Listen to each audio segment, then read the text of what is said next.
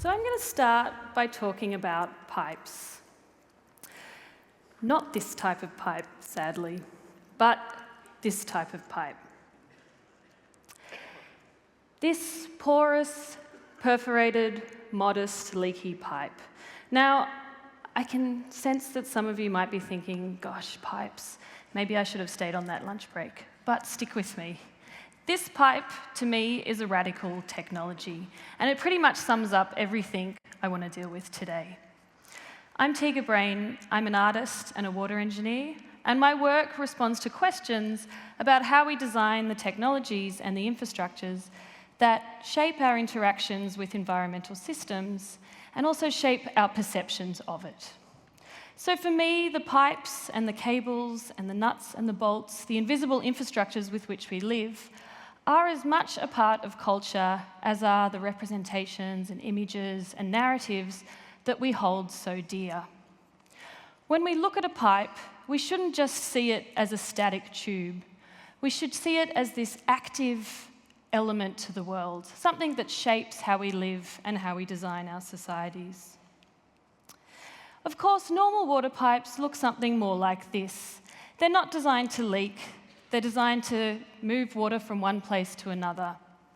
And yet, in most of our cities, like here in Sydney, around 10 to 30% of our water supply is lost in leaks and cracks through the distribution system. 30%, this is a figure that will give a water engineer a nervous breakdown. And a lot of effort actually goes into finding these leaks and locating them and plugging them up. But sometimes I like to think about the organisms that would actually have come to rely on these leaks and losses as valuable redistributions of resources. So what about those street trees, those soil organisms, microbial communities, even the aquifers that underlie our cities that would be recharged by these leaky human systems? To these ecosystems, what we count as a loss is this redistribution. Now, of course, a perfectly engineered pipe system doesn't leak. It's designed to monopolise resources. And yet, compare this to a river. A river, as it transports water, also leaks and seeps and meanders and evaporates as it goes.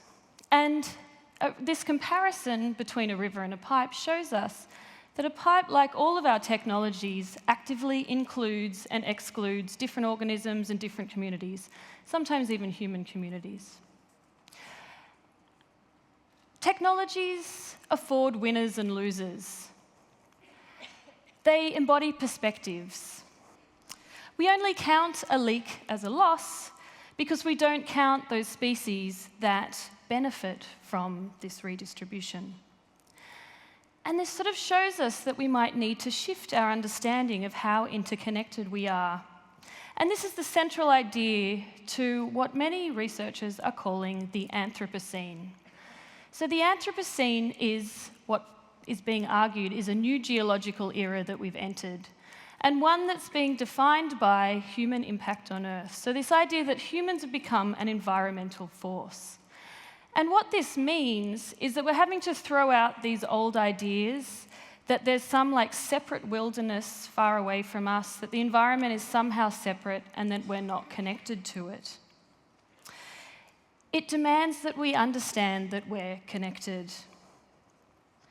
With growing human populations and the associated environmental pressures of this, our future, just like our present, will absolutely be engineered. And so that modest water pipe that neatly transports water from dam or water supply to human community and then out to some external environment, in Sydney this is the ocean, this starts to seem rather inappropriate, right? When this environment is filling up, collapsing, and we realise that we're actually very connected to it. And so these are the ideas that are at the heart of this first project I'm going to talk about, coin-operated wetland. It was exhibited here in Sydney, and it sees the redesign of a laundromat system, putting it in partnership with a wetland. So this is an autonomous system. There is no outside. The water that is produced by the laundromat flows into the wetland where it's treated, and the plants purify it, taking out nutrients and particulate matter. And then that water is then flows back into the laundromat for use once again. So visitors would come to the gallery, they would use this system, they would wash their dirty clothes, and they would be confronted with the impact of their activities. They'd have to decide how frequently they wanted to use the system and what soaps to use, because there is no outside in this system, there's no external downstream environment. This becomes a model for infrastructure based on negotiation with other non-human organisms, rather than this idea of human service provision, which is how we typically understand infrastructures. So what if instead of thinking about these systems as infrastructures, where infra, the prefix infra, means hidden, away, beneath, what if instead we were able to think of them as interstructures, where inter means among, together, mutual, and reciprocal? Could we design our systems to support other species as well as our own, based on mutualism rather than service provision? Now, of course, this proposition is controversial because it means shifting what we count as success and failures in our engineered systems. So as you can see here, the water coming out of the wetland, it's not the same colour as the water that's coming out of your taps, right? And I wouldn't drink it. But when I take a white garment and wash it in the laundromat, it fulfills my expectations of what a laundromat should do, right? So every day I'd come to the gallery and I'd wash a pair of white underpants as a metric of water quality in the system to see how well it's functioning. So here we have a data visualization using underpants of water quality in the system each day. From an engineering compliance point of view, this system fails. But maybe we need to shift and rethink what we count as success.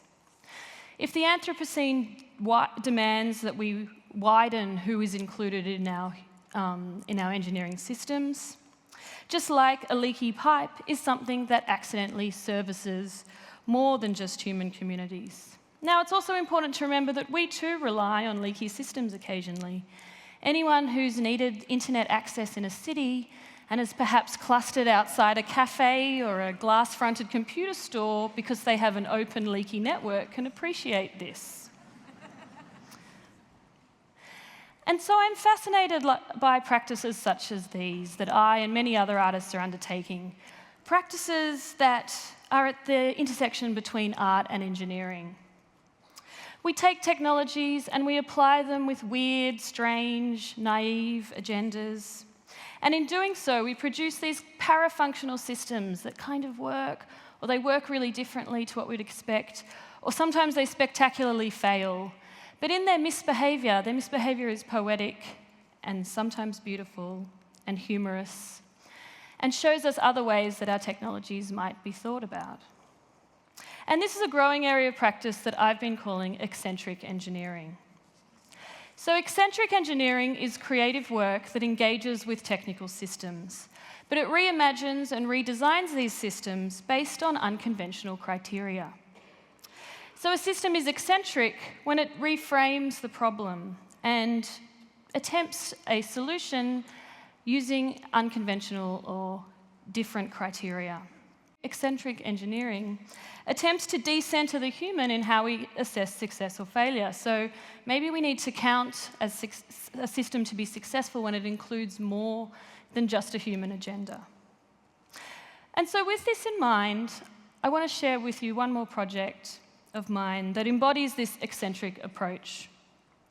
This project's a little different. It engages with how our infrastructure systems display information, how it is they give us data about their function. And this work deals with energy infrastructure. So if we want to know how much electricity our home is using, typically we look at visual metering devices that look something like this, right? Not particularly inspiring. And I wondered how a more empathetic relationship might be created with our energy consumption and our energy infrastructures. And so I began experimenting with scent and odours to represent environmental information. Smell, of course, is interpreted completely differently to how visual information is interpreted. Our perception of smell happens in a different part of the brain to visual information. It occurs in the part of the brain that deals with memory and emotion, which is why it's so intuitive and evocative. And yet, culturally, we value visual information much more highly, with smell being one of the least trained senses that we have. And so, just to explore this for a moment, I want to do a quick exercise with you all. I'd like you all to turn to your neighbour and extend one of your arms to them and allow them to smell the inside of your wrist. So take a good deep breath.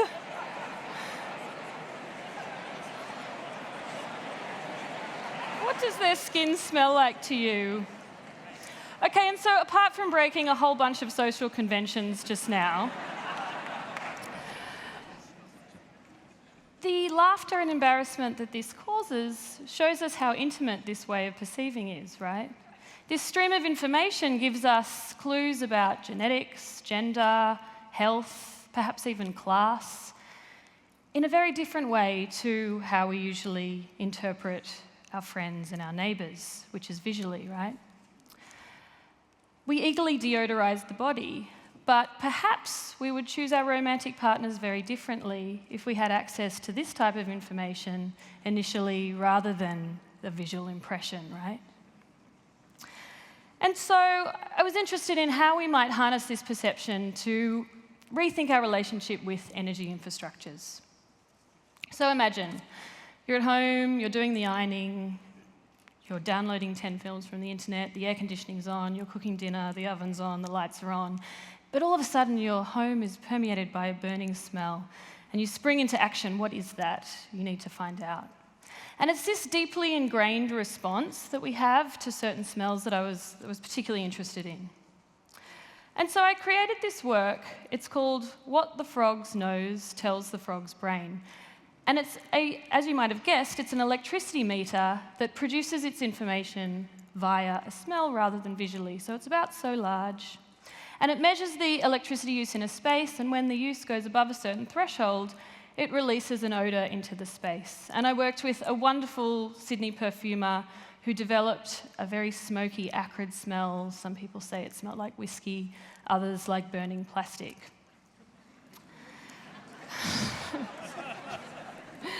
Again, in comparison to a normal metering device, this thing doesn't really work. It's really hard to tell if it's on or off. After a while, we experience anosmia, where the smell, after time, fades from your perception like it would have in this room a long time ago. It doesn't offer that clarity, that seeming clarity that visual information does. And yet visual information rarely makes us leap out of our seats into action. So perhaps smell has a rich potential for communicating change or for managing the great deal of information that we're surrounded by. The eccentricity of this device suggests another way we might redesign environmental and infrastructure interfaces.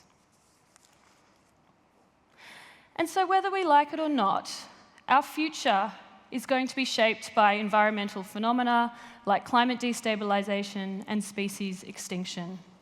And so there's never been a more important time to rethink how we engineer our systems and our technologies. How can we go from thinking about technologies in ways that are no longer like this, exclusive and monopolizing, and that are more like this, porous, shared, and with opportunities for unintentional communities to prosper or other species to prosper?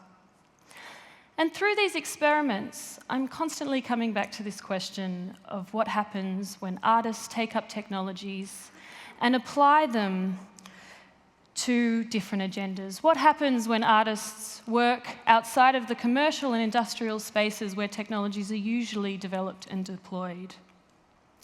For me, art is not a public relations exercise, and rather it's a space, a really important space for eccentric engineering. It reframed problems that would usually be deemed too silly, too naive, too weird, or perhaps just too expensive to pursue otherwise. We need to support and pay attention to these hybrid practices.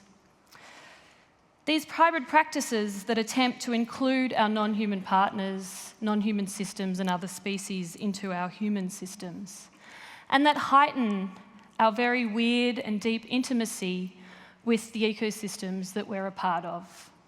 Thank you.